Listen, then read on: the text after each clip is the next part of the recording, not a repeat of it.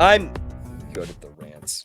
I will say this: I did a Rippaverse video for the first time in a long time, and is as of right now performing incredibly well on the channel. Are you copying? Awesome. Were you talking about the Alpha Core thing coming out? Less about the Alpha Core thing coming out.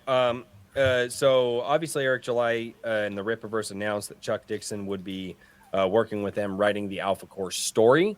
My commentary, as always, is not what the title would suggest.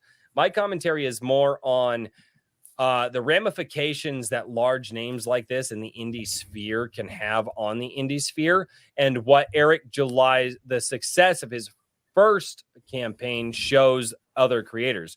That if you have a really successful first campaign, it opens the door for you, Machi-chan. It opens the door for a lot of smaller creators. Sorry, I'm watching the chat. I have pop-out chat pulled up. But it, having larger writers and stuff like this from the comic book world, especially people with prolific names like they have.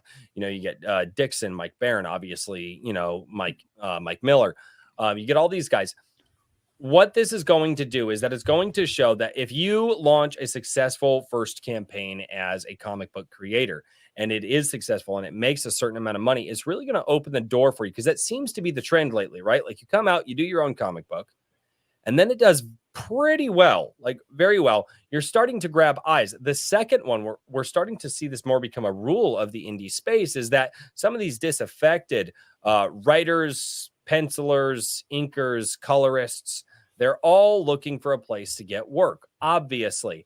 And they're going to start looking at the, what the hell? And they're going to start looking at the people who are having those successful campaigns. And so I think that what we're going to start to see is that as more and more people, with Eric July's success, and it's just the magnificent success that his first campaign was with ISOM #1, that's going to draw attention to the space. Then we're going to see other creators rise up. They're going to do better campaigns, and so on and so forth. And then the eyes of all of these fantastic writers from the old guard are going to start coming in and lending their talents to more and more indie creators based off of the numbers, obviously. And I think that's going to be something that's really good. I think I said it more succinctly in tonight's video. What? This is the best time for comics and novels right now. Can I add a caveat to that? May I add a caveat to that? No. I'm gonna add a caveat to that. I think this is the best time for comics and novels for small unknown creators and unknown authors, because literally for the last 70 years, it's all been through publishing houses and things like that, and it's been next to impossible for guys like Herman up here, and for, you know, Maji-chan, who's working on Shalar, to actually get noticed. And so I think the time that we're living in right now is really decentralizing that whole network that's been established for the last. Disrespected Wrangler on here. I didn't disrespect Wrangler. You didn't even mention him. Shit! On his own fucking stream. Ah! How did I do that? I don't think he... Because it's the cat. It's the cat. You're good. No, we're seeing now. Trouble. Have you seen a lot of stuff from Comicsgate as well, Royce? I've seen a lot of the. I've seen a lot of it. I haven't obviously engaged in a lot of it. A lot of the Comicsgate's weird, man. Comicsgate's weird. There is there's a very different vibe with a lot of some of the bigger Comicsgate creators, and I don't know how to feel about it yet. It's like we've had a lot of smaller Comicsgate guys on. We've had not a lot, but we've had some Comicsgate guys on. I'm going to show you. Hang on, I'm going to interrupt you here. I'm going to show you. Yeah, do that thing. Let me show Why you. Do that thing. Oh, jeez. See, that's why I don't want to put it on the wall. It's so hard. Yeah. Aaron Lepresti's Wraith of God. This is actually second campaign. His second attempt at a campaign. The first one kind of floundered. This one pulled, I think it's something like, it was in the 6 digits. when its first run, and he did a second run. And Aaron's art is fantastic. What Katie. what the That was my cat. okay. I told you he's Um, watching that. Anyways, Yeah. Aaron, longtime comic book artist. He's on a lot of different. His big thing is Man Thing. He likes Man Thing, but great art, and it's a kind of like a spiritual western. What the?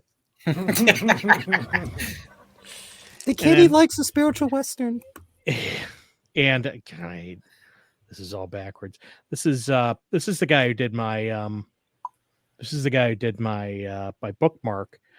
Eric That's my Hawkins. children woman.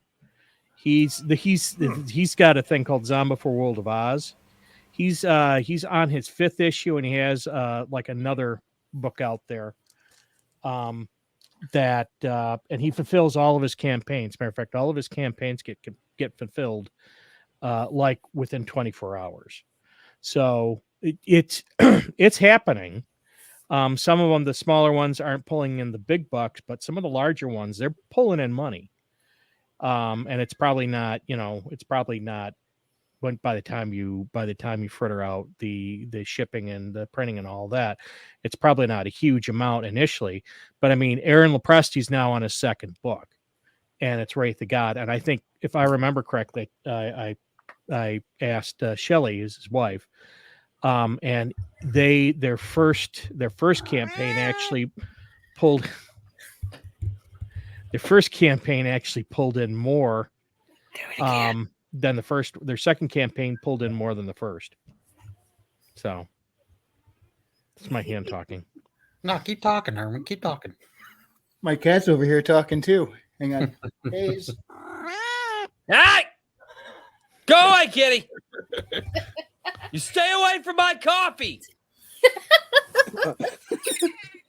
Get away! Oh, that's not the cat from your book. This is a scam. No, that's Hayes.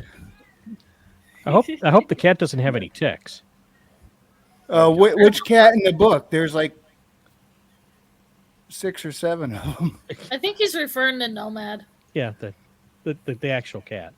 I got my has first- The one on the Tick off. cover, that would be Nomad. The actual Oh. Nomad passed away a couple years ago. Oh, well. Anyways, so yeah, I mean, it is happening. Another one, Art Tiber.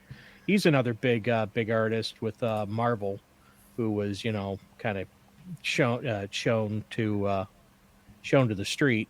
He came out, I think it was with a series called Black and White, and that pulled, I think, 6 digits as well. So these things are happening, of course. In Mark's comic with Shad, I mean, it's happening. Yeah. And these guys are pulling in money. Malin, Shane Davis. Yeah, Malin's one of the big one, and actually EBS, Malin of course. lives in the same state as me. Irene. She's doing the Fiendish. I think it's almost that. I think Dude, over 200,000. I know it's not a big creator, man. I'm looking forward to what Hojo's doing with the mythicals. I don't know why. There's something about that campaign that I'm like, I think it's going to the printer as we speak. yeah.